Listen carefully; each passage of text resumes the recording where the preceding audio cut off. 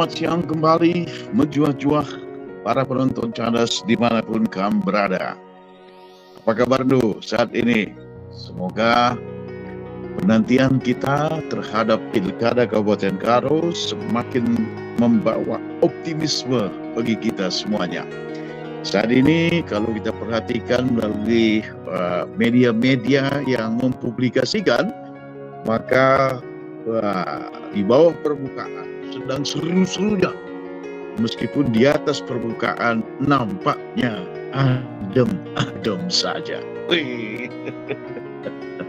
Kali ini saya ingin mengangkat sebuah topik yang menurut saya itu sangat-sangat penting, yaitu bagaimana idealnya ya hubungan antara bupati dan wakil bupati.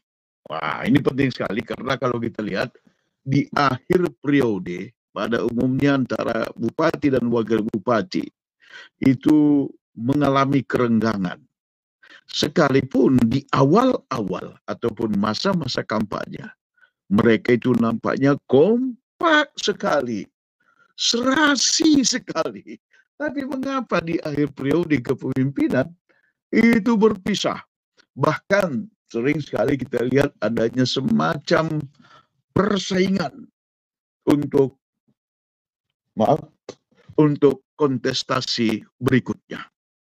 Nah, saya tidak membahas dari sisi undang-undangnya, tapi sebagai seorang yang menekuni mengenai soft skill, saya ingin mengangkat bagaimana seharusnya kolaborasi antara bupati dan wakil bupati terpilih di satu kabupaten, khususnya tentu saja di Kabupaten Karo. Ini penting sekali untuk kita diskusikan, ini penting sekali untuk kita cermati. Karena apa? Karena jika terbentuk sebuah kolaborasi yang sangat bagus, maka yang diuntungkan adalah rakyatnya, rakyat Karonya. Kenapa?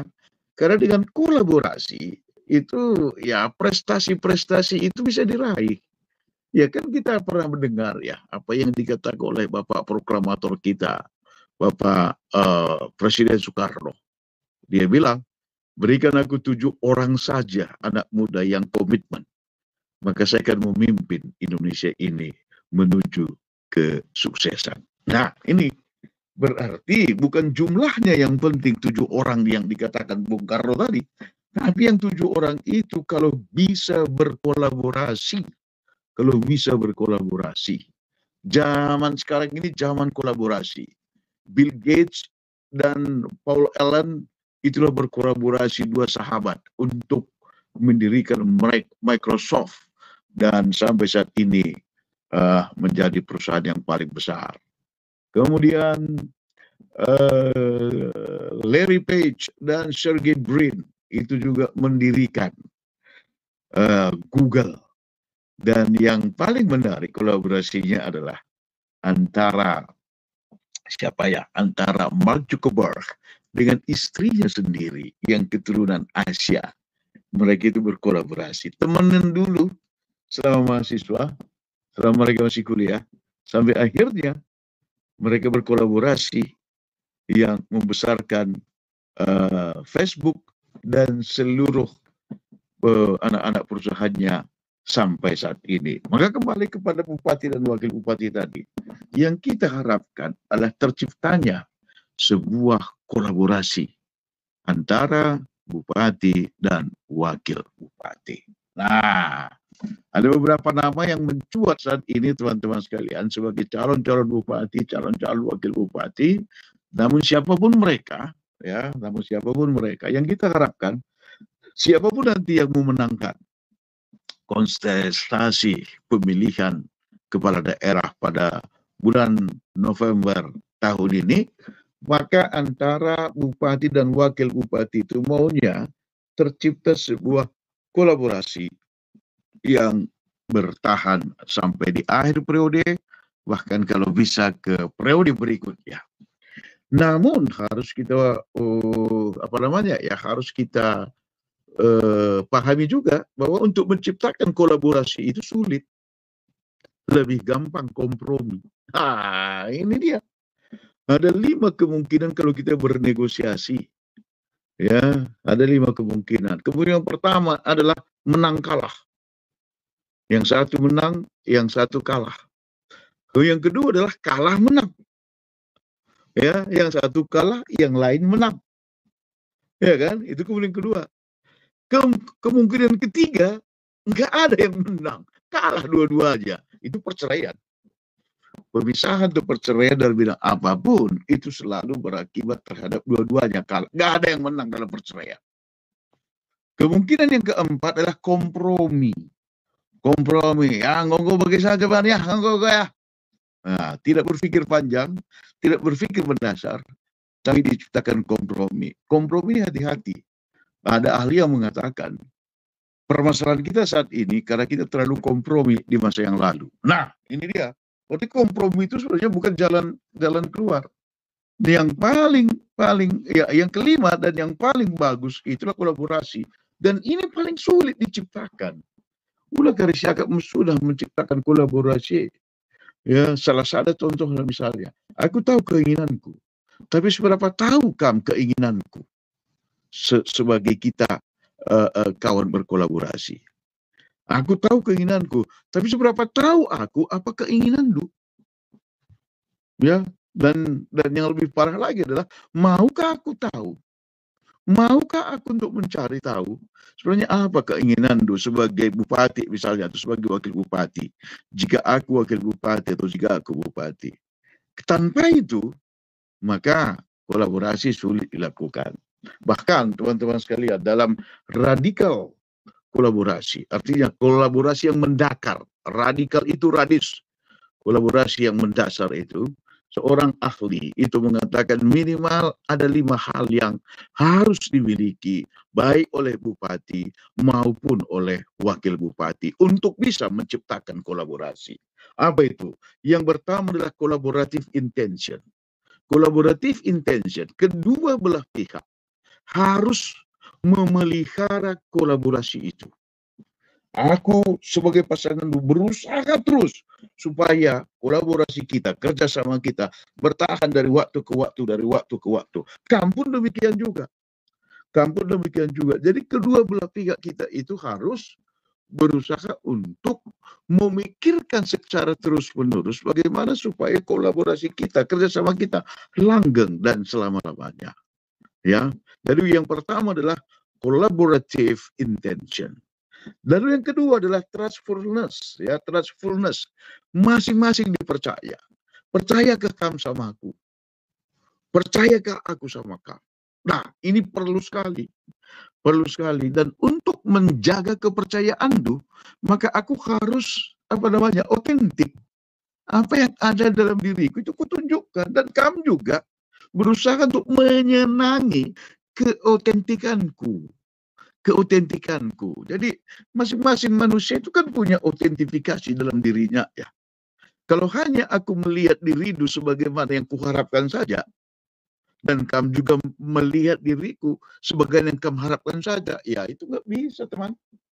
Ya nggak bisa. Yang benar adalah kalau kamu temanku kolaborasi, aku bisa memahami kamu apa adanya, dan aku berusaha untuk berusaha untuk membuat diriku untuk menerima kamu apa adanya. Kamu juga demikian. Itu yang dimaksud trustfulness. Dan di sini tentu saja yang paling menentukan adalah keinginan kita masing-masing untuk berusaha dipercaya dan mempercayai. Bupati mempercayai wakilnya, wakilnya mempercayai bupati. Dengan apa? Dengan pola pikir, pola tindak, mindset. Memang aku ingin kamu percaya gitu. Misalnya kalau kamu katakanlah sebagai bupati, aku sebagai wakil bupati menugaskan aku untuk mengerjakan sebuah pekerjaan, proyek, program, tentu saja supaya kamu percaya sama aku melapor. Aku melapor. Tapi yang kedua, kamu juga percaya sama aku. Jangan dikit-dikit curiga, dikit-dikit curiga, dikit-dikit curiga. Ya, ini dia. Kemudian yang ketiga adalah self accountability. Di masing-masing orang yang berkolaborasi itu ada accountability-nya, ada tanggung jawabnya. Jadi tanggung jawabku sebagai partner berkolaborasi ku jalankan. tanggung jawabmu sebagai partner berkolaborasi. Jalankan dulu. Kamu sebagai pimpinanku, kamu mengevaluasi pekerjaanku. Iya, jangan pula kamu suatu saat karena entah pakai kata orang Jawa gitu ya, nggak mengevaluasi lagi. Nah, jujur sekali, setiap kita manusia ini sebenarnya jauh lebih suka menerima penilaian apa adanya daripada penilaian yang dibuat-buat. Dan ini self accountability inilah yang akan membawa kita untuk apa? Untuk bisa melanggengkan kolaborasi di antara kita. Itu yang ketiga. Yang keempat adalah self-awareness and awareness of others. Ya, kusadari diriku punya kelemahan, punya kekurangan, punya kepekaan dalam bidang-bidang tertentu. Tapi juga aku punya kebanggaan, punya keterampilan, punya kekuatan dalam diriku. Dan tidak cukup aku memahami diriku dengan seluruh kekurangan kelebihannya. Tapi aku juga berusaha untuk memahami diriku. Apa yang menjadi kekuatanmu? Apa yang menjadi kelemahanmu? Kamu paling suka berkomunikasi itu dengan gaya apa? Kalau meeting itu kamu sukanya langsung ke pokok utama atau ada icebreaker terlebih dahulu. Jadi kupahami diriku sebagaimana aku memahami dirimu. Kupahami dirimu. Bagaimana pula aku memahami diriku sendiri. Ini yang disebut dengan self-awareness dan awareness of others. Jadi, orang yang berkolaborasi tidak cukup menyadari siapa dirinya saja, apa keinginannya, apa obsesinya, apa yang menjadi target-target utamanya, apa yang menjadi concern utamanya, tapi sebagai partner yang berkolaborasi, aku juga harus memahami kamu. Ya, menyadari kamu sebagai partnerku. Nah, jadi Sintayong memahami pemainnya memahami Sintayong. Terciptalah prestasi sepak bola Indonesia yang demikian maju sampai saat ini. Dan yang terakhir teman-teman sekalian adalah problem solving and negotiating. Semua atau dua orang bupati dan wakil bupati tadi masing-masing itu harus berusaha untuk memecahkan masalah dan menegosiasikan metode pemecahannya terhadap pasangannya. Ada satu masalah misalnya, sang bupati berpikir ini solusinya ini. Lalu dia berusaha menegosiasikan program yang dia yang dia pikirkan itu dengan wakilnya. Di situ dia bernegosiasi. Di situ dia bernegosiasi dalam program tersebut. Sehingga siapapun program dari bupati, itulah program wakil bupati. Apapun program wakil bupati, itulah program bupati. Jika ini terjadi, maka program-program itu bisa diraih, dilaksanakan. Yang perlu dihindari dalam bidang yang kelima ini adalah problem solving yang kutawarkan itu kupakai juga untuk menunjukkan bahwa aku lebih hebat dari kamu. Aku wakil bupati misalnya, kamu bupati, ya ada masalah. Lalu kupikirkan solusi masalah tersebut. Lalu kupresentasilah sama kamu. Tapi tujuanku sebenarnya supaya kamu semakin mengakui kehebatanku bahwa aku lebih hebat dari kamu untuk masalah ini. Itu gak ada artinya teman-teman. Dalam kolaborasi itu gak ada artinya.